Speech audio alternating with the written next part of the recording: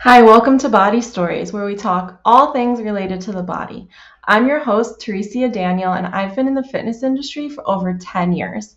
If you're curious about bodies and you like this episode, don't forget to like and subscribe so that you can hear the latest episodes when they come out. On this episode, I'll be speaking with my good friend and colleague Kyle. He was able to get off of his acid reflux medication in 4 weeks, and he also resolved his plantar fasciitis, even though his doctor suggested to just not use his feet anymore. Here's his story. I've had esophagus problems pretty much all my life. And part of that involved heartburn, acid reflux, that kind of stuff. And I was on, my doctor put me on Nexium, which is an antacid. And then after a while, it came out that when that was originally approved as a prescription drug, it was limited to a 2-week course. Oh, wow.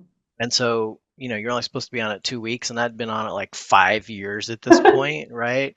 And I'm like, what is this doing to my gut and my system? Because then in the meantime, I had learned all this stuff about neurology in our body and how interconnected everything was, and the gut and the vagus nerve and just, all that stuff and how important it all is. And I was like, what is this doing? Because it's lowering my stomach acid. And I also learned that stomach acid is one of your defenses for illnesses. Mhm. So for getting sick from whatever, the stronger, if you want to have a good, strong stomach acid content or balance, because then it helps kill some of the stuff you don't want living in your system. So I was like, well, is that why I'm getting sick? And is that why this and that and the other thing? Oh, So you're getting sick often? not a lot, but I mean, not unreasonable. Like I went to Honduras a couple times and I got really sick down there, which is not unusual. I mean, the water's tainted, I mean, it's like, people get sick when you go to a third world country. I didn't drink the water, but I'd get sick anyway. Hmm. And so I didn't know if I was like getting it in the shower or just in the food or what. And Yeah. I didn't know if I was the unlucky one or who knows, right? But it made me wonder. But it also made me wonder, well, if my food isn't breaking down to the proper point before it gets into my intestines, am I not getting all the nutrients that I need? So it was multiple. It wasn't just being ill. It was also like, how are my nutrients being absorbed into my system since I have a lower acid content, and so therefore is my, I didn't know, right? Because you can't, at least at the time, I couldn't find anybody that admit anything on that, right? Yeah. Because a lot of the pharmaceuticals don't want to tell you about all the other effects that messes things up. So anyways, it was all just in my head and I'm trying to Yeah. figure it out. But I got this idea. It's like, well, what if I could? It was a series of events of thinking about different things. Sorry, I'm getting distracted. I keep looking up here because we got a hummingbird feeder and there's hummingbirds going bonkers like right there. So if you see me keep being distracted and looking up, it's because these crazy hummingbirds. But anyway, um, it just a series of events through all the things I've learned through Z Health over the last since '05. Is that when I got into it? 2005, 2006. Um, just got me thinking about a series of things. And so one was what's going on with my system and am I as healthy as I can be? And then I was thinking about Wolff's Law and Davis's Law, which says your body lays tissue down along lines of chronic force. Hmm. So what we normally think about, the most easy example of that is you think of a bodybuilder, they lift a weight and there's that chronic force on their muscle and their muscles build up. Well, that's Davis's law. That's tissue being laid down along lines of chronic force, right? Yeah. So, and another word for force is stress. Hmm. And so then I thought, well, what if it's not just physical stress? What about emotional stress? Right. Mm. And I know that I put all of my emotional stress right here, Mm. you know, Like right, the center of your digestive yeah, system. right there where my esophagus is, where it has all these problems, right? Yeah. So I got to thinking, well, what if I could relax that area and relieve that chronic stress, that force? And what if that force, that stress, even though it's emotional, is changing the tissue in that area and causing these problems in my esophagus? And so I just got, I'm thinking about pulling all these different thoughts in from all these different places. And I was like, well, what if I could change the chronic stress in my esophagus? Could that change how all that's working and change the acid reflux stuff? So, tissues change in anywhere from a few weeks to a few months. Hmm. Kind of is like, when you go to the doctor because you break a bone, they're like, we'll see you in 4 weeks, we'll see you in 6 weeks, we'll take the cast off in 6 weeks, right? That's kind of an average tissue healing. It can take longer if there's nerves involved. So I'm thinking, okay, 2 years. So anytime I want to make a really big change in my system, I start with 2 years. Okay. And because that's kind of like, that's the long game, right? And I hope that there'll be something shorter than that, but I'll give myself 2 years. And so I was like, okay, I'll give myself 2 years to try to change this. And you and I were in that master trainer class for Z Health, and part of what we did, I'm probably making the story too long. Part of what we No, did it's was we did perfect. part of the training is we did sessions with each other. So one of the students, one student would be the athlete, and one student would be the coach, and we'd do an actual session with the supervision of one of our teachers, and Mhm. then later you'd switch roles and do it the other way. So it was really funny because there's all this pressure on us already, and I was really mean to my fellow students because they'd say, okay, what's your session target? And I'd say, I want to stop taking my Nexium. And their eyes would get like, like a deer in the headlights, and it's like they're already panicked enough with all the stuff we're trying to do. It's like, what? I can't do anything about that. And I was like, well, let me make it easier for you. Find a drill to help me relax my like sternum area. Mhm. And so like, oh, okay, well, I can do that. So we kind of broke it down a little bit easier there. So anyways, one of the sessions, there was kind of two things that actually came out of that were big. One was from one of the um, fellow students and one from the other. So one was one of the things we do is that about is thoracic glides, where Yeah. you move your thoracic around in different directions. And normally when we cue that, we touch either the front of somebody and tell them to drive forward, or their back and push back. Mhm. And then there's a circle you can get out of that too, which is appropriate and good. But when you get at some point, sometimes you need to change that focus. And there's a lot of research that internal focus actually isn't very good and external focus is better. So we'll even like put a like a tennis ball or something on somebody to push that, so it's not even their own hands. But sometimes you got to go the other way, right? So Mhm. my coach said, why don't you go internal and think of your heart and lungs, and imagine your heart and lungs hanging in this sling of fascia, which they kind of are, Yeah. and move from your heart and lungs. Start the movement internally, and swinging your heart and lungs around, and move those first, and then let the movement come out, right? Yeah. So that was huge. I mean, when I started doing that, when I would close my eyes and I would actually kind of do this with my hands, like, okay, I'm going to go inside to my chest cavity, in the middle, where imagine my heart and lungs kind of like Yeah. hanging in a little swing, and I'd like try to start this tiny movement in there, right, Yeah. getting that to move around, and then have that translate to out here. And every time I would do that, I would burp. Oh, interesting. So I'd go inside, I'd go like this, and I'd burp. I'm like, wow, okay. I'm clearly moving something I've never moved before, because I had done tons of thoracic Yeah. glides with the external cue and never burped. Yeah. Well, Years of them doing them yeah. that way and never burped. And my first couple internal, then I burped. I'm like, okay, I'm doing something. Yeah, I think in Chinese medicine, the lungs hold a lot of grief. So Okay. could be like moving your whatever grief Yeah. you got around. There you go. But keep going, because that's really interesting. I think we're always kind of cueing people with like move your ribs around or move this part of your spine, or we don't really Hmm. cue people to move their organs or think about their organs moving. Yep. So that's Yep. really cool.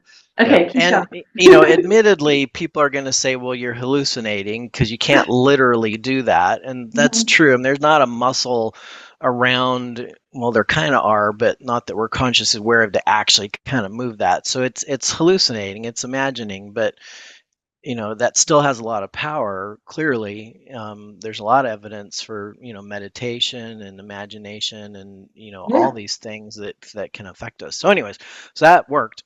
That was a big deal. And then the one that you asked about, which is the scar, is I was crazy as a kid and got hurt a lot. I had scars all over me because I was always scraping, cutting, breaking something, because I rode bikes and motorcycles, and it's kind of a little bit. I'm an adrenaline junkie, or at least I used to be. Now that I'm 60, I'm less of an adrenaline junkie, a little bit. So, anyways, that's pretty beat up. But I had three scars left on my body from when I was a kid. All the other ones had kind of faded. One Mhm. was on my knee. One was on my knee from a really bad a tennis wreck. I was playing tennis and my foot slid out and I went across the court on my knees and just ground a bunch of skin off my knee. It Oh was my nasty. God. The other one was in my thigh where it was a puncture wound from a dog bite. A dog bit me in the thigh when I was a little kid. So Oh that wow. little scar, there's just a little round scar that's still there. And then on my rib cage, like my last rib, like right down here, Mhm. there was a scar and that was from a motorcycle wreck.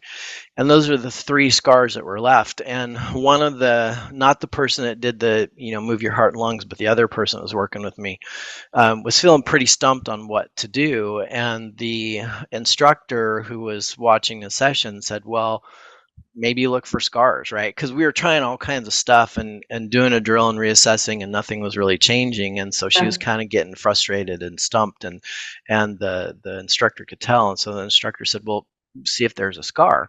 And he's like, is there a scar? And I'm like, well, yeah, I've got this one right here. And I lift my shirt up and you could see the scar, right here on my rib cage. Uh-huh. And so he's like, well, do something with that. So what we're trying to do is, find a scar and put your finger on it and drag the directions of the compass. So up, down, left, right, and diagonals. And each time you pull that direction, you reassess.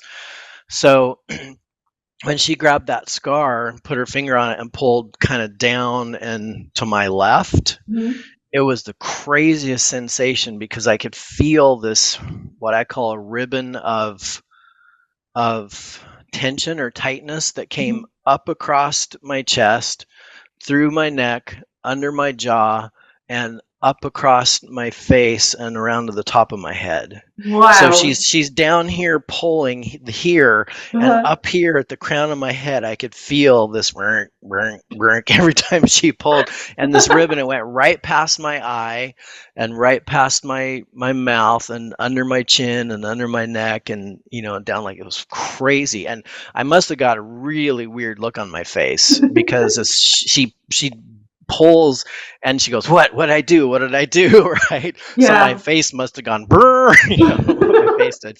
And I was like, no, it's good there. And I explained what was going on. We're both freaking out and both getting goosebumps, and it's like, this is really weird, and we couldn't figure out what was going on. And so she pulls on it a few times, and I keep feeling the sensations, like, okay, that's something, that's obviously clearly a thing that's doing something. And then I think she found another place kind of in here that when she pulled down, I could feel it go up past my neck, kind of in my jaw a little bit, and actually up around the back to my occipits back here. Mhm. So I'm laying on the table, and as she's pulling here, the tension is so strong here that I'm laying on the table. It's actually sliding my head backwards on the Whoa. pillow on the table. She's like pulling here, and then my head will actually, because it's pulling like this. It was so much tension there that it was actually moving my head around a little bit. Whoa. And we're both like, whoa. So, anyways, we figured out what direction those pulls need to be. And then the other thing we're trying to do is kinesio tape. So then I learned how to tape these things Mhm. in that pull and in that direction. So for about,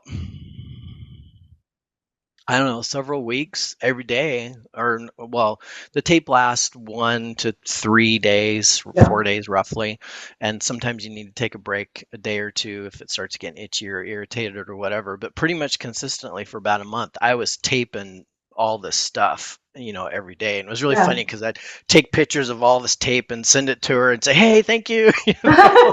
And so I was like, okay, I'll give myself 2 years between these funny little internal drills and taping. Maybe in Yeah. 2 years I can get off my Nexium.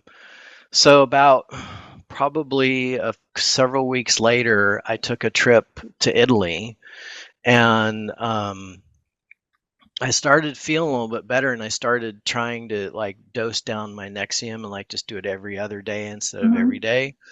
And and then after about, I can't even remember now, it was less than 4 weeks, I was completely off my Nexium.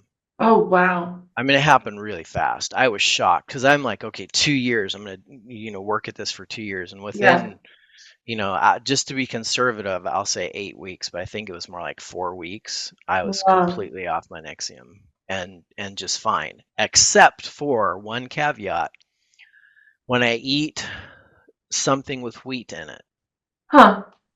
I'll get heartburn. Okay. But people immediately go, "Oh, it's the what's that? Gluten, Gluten. right? Everyone says it's gluten." But I've tested different things, and I really don't think it's gluten. What I think it is, it's the GMO wheat of the United States. Hmm. Well, So that's the like a and whole nother conversation. Yeah, that's a whole nother conversation. But the way I kind of really quickly, the way I dialed that in is I ate my way through Italy, which is Okay. pasta, which is wheat, and I Uh-huh. was fine. And then as soon as I was done with my 2 weeks in Italy, I went straight to Denmark. And within a week of eating their Danishes in Denmark, because they're Mhm. great, every time I'd eat a Danish, I'd get heartburn. I'm like, well, Huh. that is weird. I ate my way through Italy just fine, but I can't even eat a Danish in Denmark. But I talked to somebody who said that Italy is part of the EU and they've banned GMO wheat. Mhm. Denmark is not part of the EU and they have not banned GMO wheat. So, Huh. according to this person, Denmark would be doing GMO wheat. The US does GMO wheat. Right. So I can eat sourdough bread, which has kind of changed, and then we try to find non-GMO wheat. And Mhm. like if I make a bread or something like that, or pancakes or whatever, Yeah. then I'll be okay. So I think it's a GMO, but anyways, that's kind of a side note. But Yeah. anyways, the scar work, yeah, the scar work was just this crazy, crazy thing. I had another crazy scar work one, which I think you might remember. I wrecked on my bicycle, scraped up my shin really bad on the pedals, and had these big. It looked like a badger like clawed my leg. It had these Mhm. big like claw marks, and the wounds healed, but they had these big scars on there, and that was on my left side. Well, a few weeks later, my right foot started getting floppy. I felt like I had a fish on the bottom of my leg for a Uh-huh. foot, and it just kind of flop around when I'd walk, and you could hear it. And clearly, it wasn't as strong. It started hurting, and I was getting weird pains in my feet and stuff, and it was weird.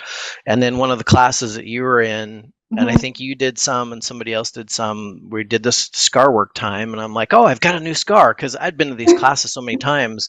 Everybody had pretty much worked on every scar in my body, and so Yeah. there was new ones, and so we started working on these scars on my shin, and immediately it changed my right foot. And within a few weeks of doing the scar work, I was fine. But what that was interesting, it wasn't the drag for that one, it wasn't pulling on it, it was sharp dull. So Oh, okay. that part of my scar has zero sensation for sharp dull. So if I Yeah. got like I would take like a paper clip and bend it open so one side's pointy and one side's rounded on a paper clip, Mhm. and I'd do the pointy part and then the rounded part, and I'd go sharp dull, poke that scar, and I Yeah. couldn't feel the sharp. And to this day, I still can't feel sharp there. It's still Oh. completely numb. But what I like to say is I recalibrated the area. So my theory is that I had that injury when the tissue regrew, the nerve endings didn't regrow the same, and now they're not perceiving sharp, and the brain goes, I don't know what's going on down there, Mhm. so I'm going to put the brakes on because I don't know. The signaling isn't what it was. And Yeah. my brain just going, I don't know. So we're just going to shut things down a little bit, right? Yeah. So what I like to say is I recalibrate it and I poked all around it, sharp, sharp, sharp, sharp, sharp, and retrained my brain what sharp meant. Yes. around the area, even though that very point is still numb to sharp. But I got enough information and training and sharp poking, and I would just sit around with my knife or whatever I could find that was sharp and just poke. Because I was in Phoenix, Arizona, I was in shorts all the time, right? So I just like sit there in class with my knife or at home, poking. And eventually I recalibrated that area. So my brain goes, okay, now I know what sharp is. And so it's fine. And then it took the regulator off, took the brakes off, and gave me my strength in my right foot back. Right. And my foot's been fine ever since. So, Yeah. the takeaway for me on these is, and I say anything can cause anything, Hmm.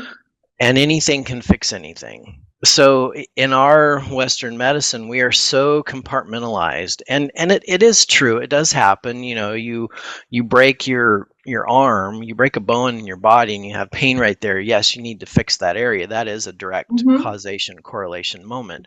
Yeah. But there's a lot of times where there's one thing going on someplace in our body, and someplace completely different is being affected by it, and Yeah. it's all interconnected. So that's why I say anything can break any or cause any injury, or anything can cause anything, and anything can fix anything. So Yeah.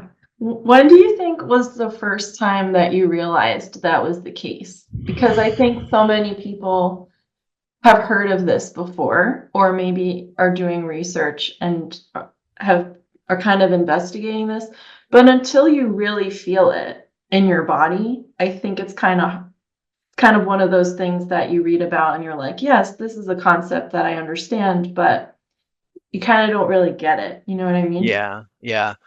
I think everybody's different. That's a hard question to answer. I can answer it for me. It probably Yeah. took me, again, now that I think about it, probably about 2 years. Okay. And this was experiencing it in my own body on a daily basis. This is going to classes, like a class a month. And when Hmm. I say our classes, those are 4-day classes, 8 hours a day. And Yeah. I would do that like once or twice a month and repeat the same class even over and over. And it was like, I remember it was a couple years. I was, probably been to this one class probably 3 or 4 times.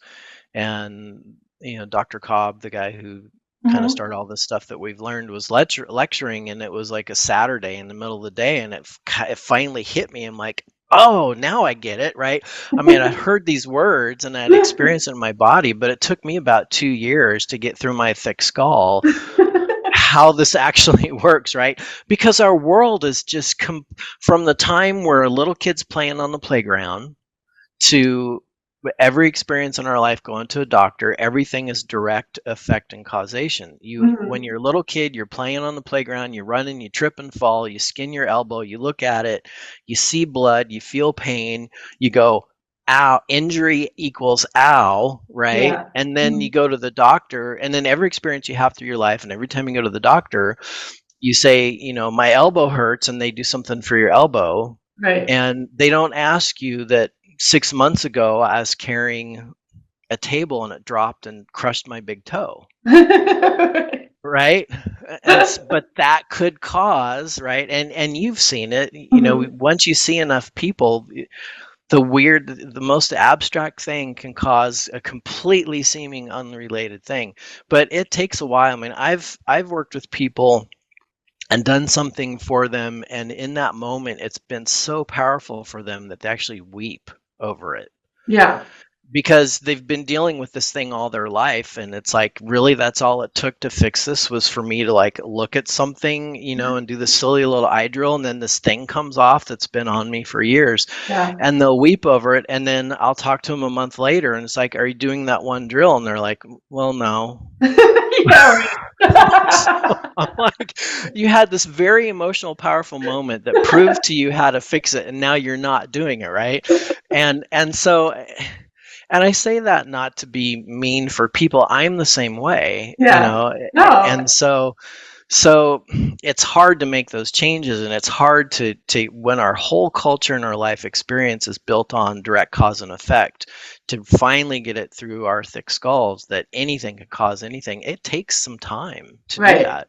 I'm sure there's some people that make that connection immediately, and there's some people it might take longer, but for me it was probably about 2 years. Yeah. Yeah, but you stuck with it, right? Like what made you stick with it then? Just because you have this concept, I'm going to do something for 2 years before I get it done. Because No, like what's like you said, like somebody might, I mean, that's happened to me before, right? Like somebody comes in with hip pain, we do something with their diaphragm and it's better. And then they come back with their hip pain, like my hip is hurting. I'm like, well, we did that diaphragm thing and it went away. So why don't you do that? Well, because I don't think my diaphragm is affecting my hip, right? And it's just like, but did you try it? It takes yeah. like 20 seconds to do this exercise, right?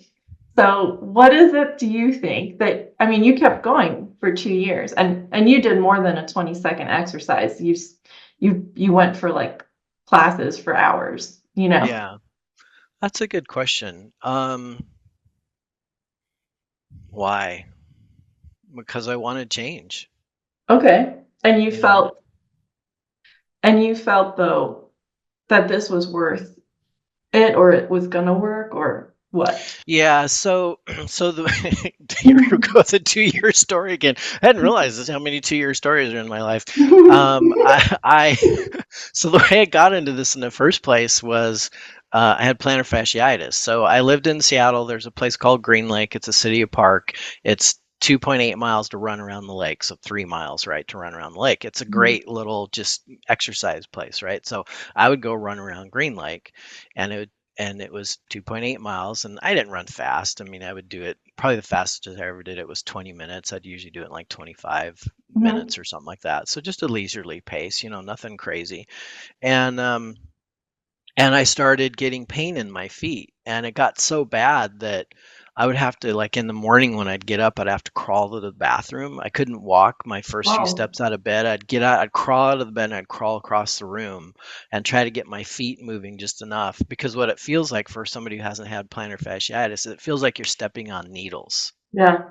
And one time I was like walking across the room, and I was like, okay, that's a needle. That's not my plantar fasciitis. I've had plantar fasciitis for several months. I know what it feels like. That's a needle. And I sat down, I took my sock off, and I start picking in my heel trying to find this hard needle, right? And Uh-huh. there wasn't one. It was the plantar fasciitis, Wow. and it was bad. And so I go to the doctor, really cool doctor, Western medicine, and I wasn't into any of this stuff yet. This is what got me into all this stuff.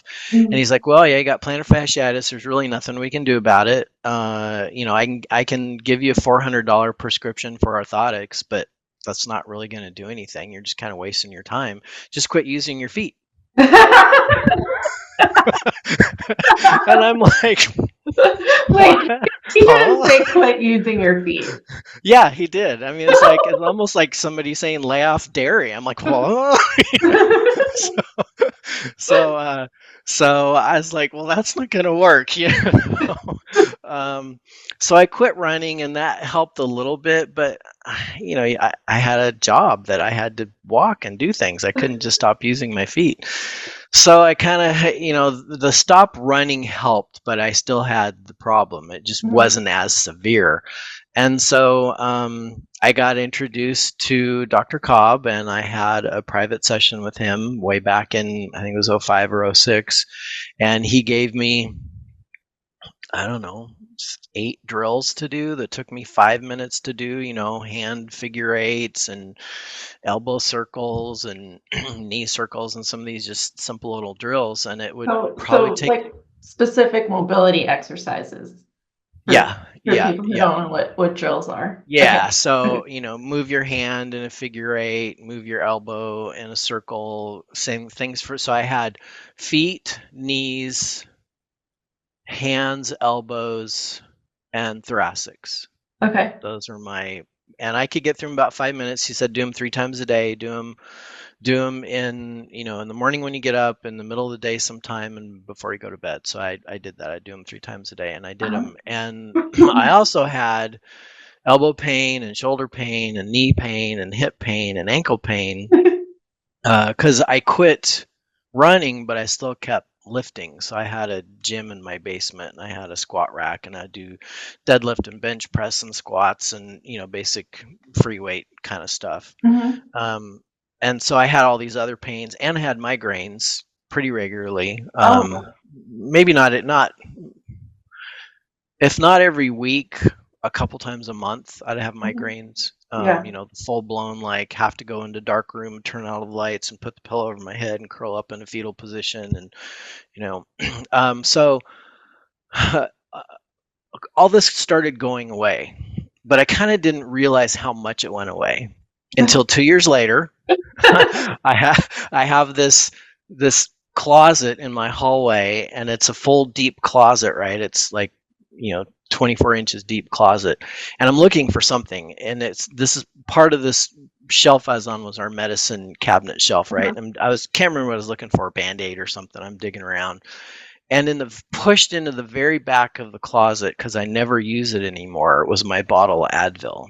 Mm. And my bottle of Advil was like my go-to. I was taking Advil, you know, weekly, daily, whenever I need it, right? I mean, that was my go-to. It was always at the very front. It was like you open the door, the bottle of Advil's right in the front, right? Because I'm Yeah. always taking Advil for all these pains. And over the course of 2 years, it just kept getting shoved further and further in the back, and out of sight, out of mind, right? And I forgot. And I saw that bottle of Advil in the back of the shelf, and I'm like, I haven't touched that in 2 years. And it was in that moment I realized I'd been 100% pain free for 2 years, Were you still doing those exercises every day? every day. So, Yep.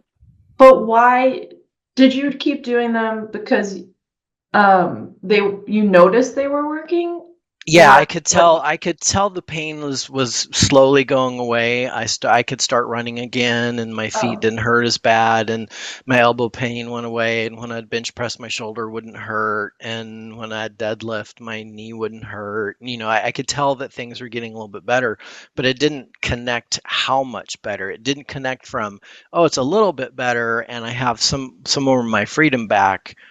That was kind of where my brain was stuck, because kind of like what Mhm. we were talking about a little while ago, you experience this in your own body, but you kind of don't make that full connection of what's really going on. Mhm.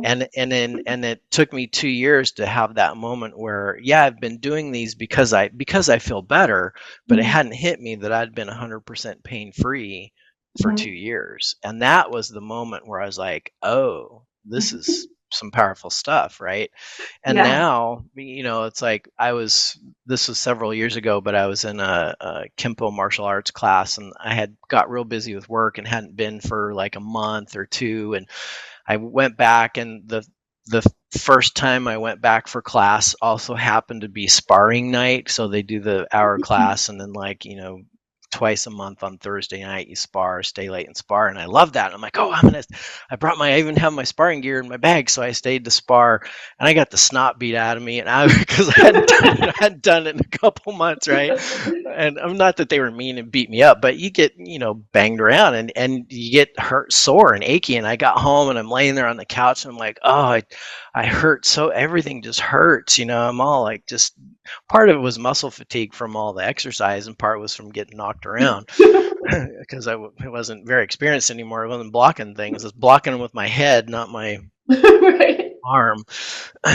So I was laying there on the couch, and it kept getting more painful and more painful, and I kept feeling more miserable and more sorry for myself. And I'm like, what am I doing? I'm just sitting here. I need to go through my drills. So I got up off the couch, and I spent probably 15 minutes of very concentrated, specific. I didn't just do the quick 5-minute thing, right? I am like, okay, I'm going to do these slow and meticulous. I'm going to think about it. And I went through my whole body and did all my drills. And I was 20 minutes later, I was fine. All the pain was gone. Wow. I was like, and that was like 4 years later. It still takes a while to get it through your head, that that if you do things that you know are good for yourself, you can get better. Yeah. But for some reason, don't. We don't do the things we know that are good for ourselves. And it's the But craziest thing. Like Yeah, but I if I feel get up and I know if I get up in the morning, I do this one thing, I will have a better day. And then I don't do it. And then at the end of the day, it's like, well, that was a crappy day. Well, I didn't do the one thing, So we're such funny human beings. yeah, but I feel like in your case, to do those drills for 2 years every day, 3 times a day, that is not a regular person's, like an Well, average person's so the experience because many pain, people give up after yeah, like a week. pain is a huge motivator for me. So the pain in my feet, the doctor telling me there's nothing you can do about it, right? It's like the pain was a huge motivator. At the age of 22 or 23, I had kidney stones, Mm, and that was hugely painful, and that changed some of my eating habits immediately on the spot because it's like, well, I don't mhm. want to go through that again, type of thing. Okay. So for me personally, acute physical pain is a pretty big motivator. Now, emotional pain and stress is less of a motivator. So I, I can I can really get myself torqued around, in my brain and not make changes. But that's a whole nother story of habit change and our personality types and Yeah, what totally. motivates us and what gets us to make changes and do things and so I've developed a whole habit change course and I've learned through that of all the different little tips and tricks that we can do. And actually, unknowingly, I did those things before I knew about them. There's something about just the way my brain works. And everybody's this way. It's just not me. Your brain is trying to heal yourself all the time. Right. A lot of times we just don't listen to it. But a lot of people will come to me and they have a problem, and we dig in and find some little movement drill for them to do. And they say, well, I always feel like I need to stretch the side, right? Or something, right? Mhm. And what we end up with is a drill to do some kind of rotation and bend that stretches that side, right? I just help them dial in a more targeted specific movement, but the brain was trying to get them to do that all along. So your brain is always everybody's brain, their subconscious brain is trying to get them to heal themselves. It Mhm. kind of intuitively knows how to do it. An example of that is, the placebo effect works about, what do they say, 40-ish% of the time. Yeah. So, and I hate how pharmaceuticals have vilified the placebo effect. I say you have your own onboard pharmacy. So let's Mhm. use that first, right? Why not tap into your own onboard pharmacy to fix yourself first if you can, right? Yeah. It's a great thing, not a bad thing. Yeah. So so anyways, our that's a whole nother subject. But Yeah. our brain is trying to get ourselves to heal ourselves all the time. Yeah. So everybody intuitively has that in there. And I did that some with habit change for my personality. I would do those things for me, which is take on a new identity. So if Mhm. I really needed to change something, I would, and I even did this as a little kid, I would tell myself I'm a different person. Mhm. Not like, Joe down the street, but I would, in my head, I would be that guy, that kid, that person that does this thing. Totally. And so I used, different motivation tips and tricks that I've now learned and dissected what they actually are, but I kind of intuitively did some of those as before I knew about it. But that's not what I'm trying to say. That's not unique to me. Everybody's brain is trying to, in Right. some manner, help heal them. Sometimes that's more effective than others. Sometimes you need a coach to just kind of help dial that in a little Yeah. bit, and because we don't always know exactly what we're doing. Yeah. So everybody has that in them. So everybody has that potential. Yeah. And I think some people do have that. Well, some people do notice that. They'll say something to someone like, well, could blah, blah, blah be affecting blah, blah, blah? And then the doctor might say, oh, no, it's totally unrelated. And then you kind of think, okay, well, it's totally unrelated. And then Yep. you kind of maybe stop picking up on things like that because you were Yep. told Told. it's not that. Yep. Um, and of course, not every doctor is like that. I don't mean to say that at all. Yeah. Or like a coach could do the same. Anyone could give you some advice that's Yep. not helpful, right? Yeah. But so do you feel like um you've just always had that sense and you've kind of stuck with it, or? Yeah, I don't know about always. I would say so. I'm trying to figure out how to correlate what's in my own head to actually be helpful to other people. um, I'm very imaginative, so I think in pictures. So Mhm. I'm a visual person. I think in pictures, and that's how I learn best. Um, I'm very visual. So um, so I spend time thinking about that. And I think even as a kid, I learned to slow down just enough, even though I'm an adrenaline junkie and going a million miles an hour with my hair on fire all the time. In the quiet of the night, I'd slow down enough to listen to myself and Mhm. think about things and be thoughtful. And that's kind of like the title of your whole thing here, that the body and boundaries, the connection between your brain and your body and how Mhm. you do that. And a lot of people are very unaware of their own body. Yeah. Um, my own dad, who I love dearly, was very unaware. I think his interoception was very, very poor. He Mhm. had polio when he was 25. He had a lot of ailments and a lot of things. But I would ask him, like, well, what about, for example, he would say, my nose is all plugged up and I can't breathe, Mhm. and you could hear him breathe through his nose, you could tell there was a lot of phlegm and stuff in the sinuses and he couldn't breathe. And so I'd say, well, if you just open your mouth, and can't you breathe easier? And he's like, I don't know.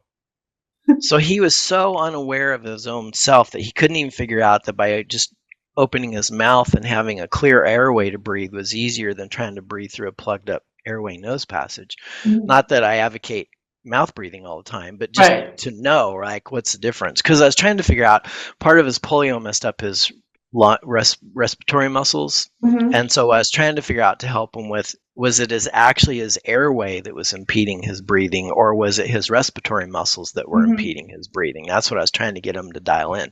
So I know some of us can be very, and that's just one example, but a lot of people are very body unaware. They're very unaware of the sensation of themselves. Yeah. And so, my best advice is just to slow down a little bit. We're in such a hurry world. Turn off the TV, turn off your phone, turn off the radio, turn off the lights, whatever you need to do, just be quiet, just 10 minutes, just 2 minutes, just pick a time, set a timer for 2 minutes and just be quiet, 2 minutes for 2 years.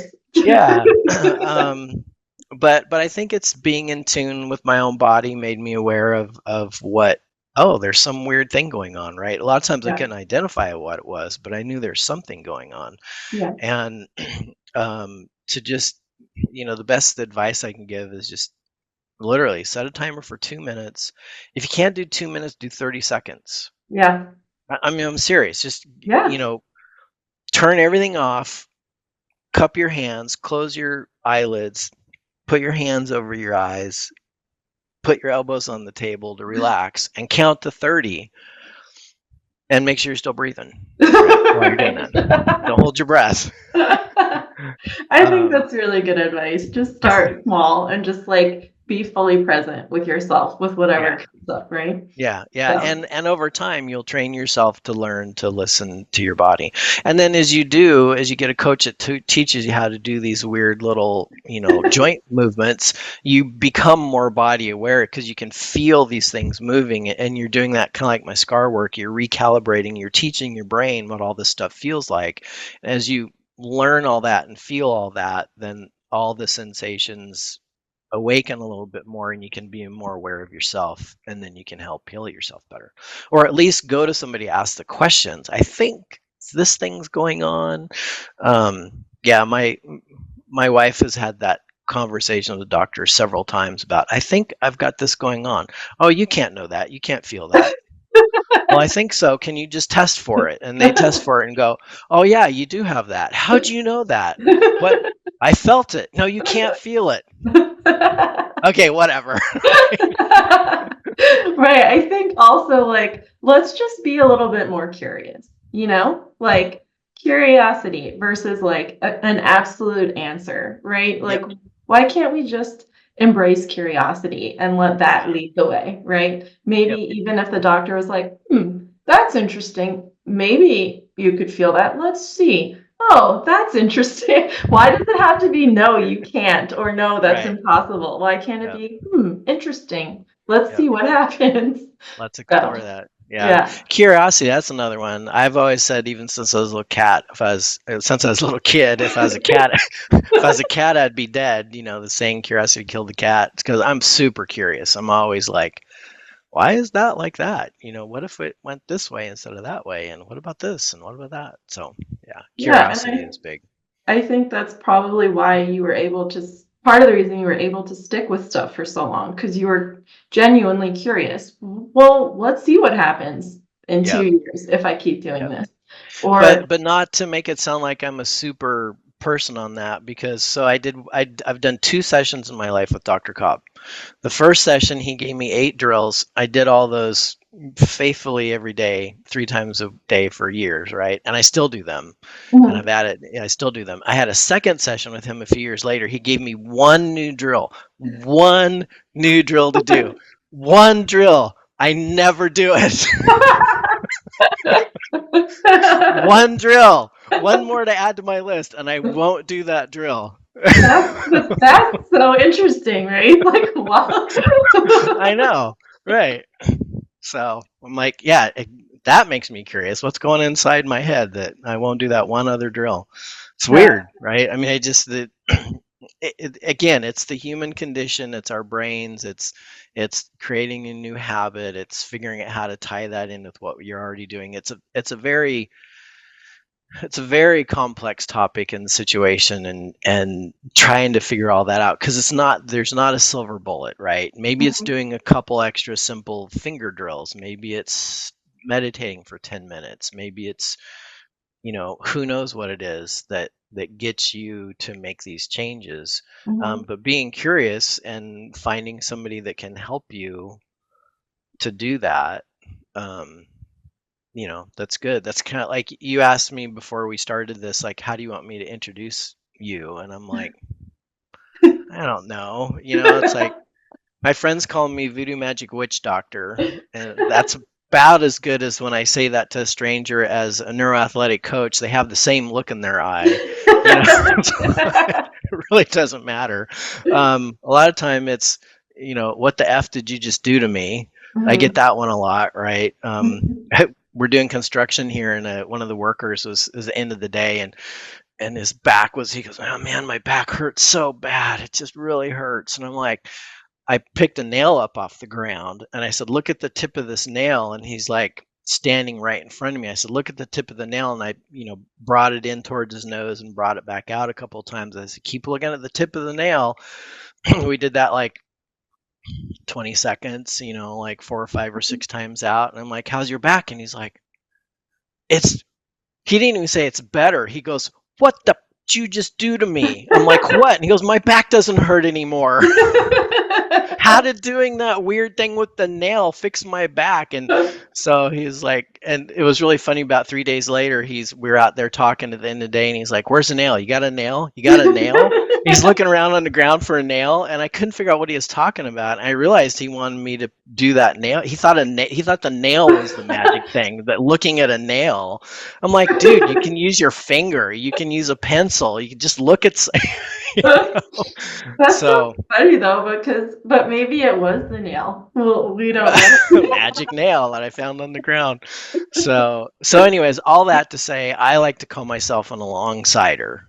I like to come alongside people and help them ask these questions that you're asking, and try to find them within themselves, because if I tell them what it is, it's not nearly as powerful if they discover it for themselves. So if I'm alongside them, helping them discover and ask questions and learn these things, and they can come up with it on their own terms, it's much more powerful than me just telling them to do this thing. Yeah, So, I agree, right? Because like we could tell somebody the perfect thing, like you said, maybe Dr. Cobb gave you that perfect exercise or whatever. If you don't do it, or you don't not interested in doing it, yep, it's not going to do anything, right? yep, So, yeah, yep, well, thank you so much. I loved hearing all of your stories. yeah, I think they're so great and so inspiring, and also like inspiring curiosity about the body and like Yeah. not being Yep. afraid of it or believing that it's just is the way that it is. Like stuff can change, you know? Right. Or that it's so mysterious you can't figure it out. I mean, that's true. It is super mysterious and there's a lot of crazy things that it's like, wow, what? But it's not so far out of reach that you can't start figuring some things out and making changes. Yeah, totally. Thanks for listening to Body Stories. I hope you found Kyle's story as inspiring and interesting as I did. If you like what you heard, make sure you like and subscribe for future episodes of Body Stories. Please reach out if you have any questions or you want to get in touch.